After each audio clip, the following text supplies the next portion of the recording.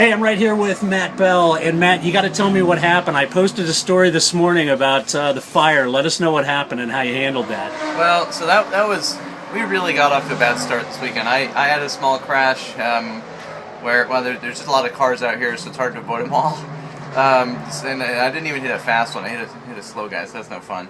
And then, so as soon as I repaired that, John went out and turn 3, he said smoke was in the cabin. By turn 5, the engine had failed, and by turn 6, he had pulled it over and he was trying to get out because the fire was actually coming inside the cabin. So what I guess happened, or what they're assuming happened, is a fuel line had broken and sprayed directly on the header. It's a fuel line that happens to run right across the exhaust. That caught fire, which caused another fire, and basically everything forward of the firewall had to be replaced. Everything except for, I think, the sway bar is the only thing that they really salvaged. Everything else, down to the subframe, they replaced. So it's one of those things that you don't want to start your season that way, and you definitely don't want to start a weekend that way, especially when you're already halfway through. So it was tough. The guys worked unbelievably hard and really pulled off an amazing feat to replace basically half a car plus the wiring from the taillights to the headlights in about a day.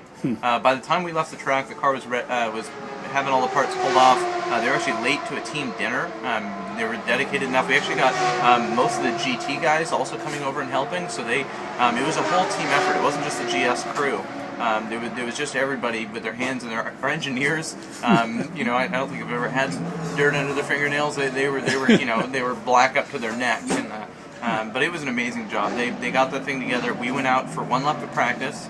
The car was good, but the alignment was off because they didn't even have time to align it. They just literally threw the subframe on, so you can imagine wheels are pointed wrong directions. And then we went out for qualifying. Got one lap of qualifying, scored P8, which is amazing. And I think there was some kind of weird politics that didn't work out for some people. But I think, you know, we went out for practice today, and the car's solid. I think we really do have a front-running car. Definitely the fastest Camaro. I think we got edged over when we were in traffic by one of the CKS cars, but we're really in a good place to start the season off right. Excellent.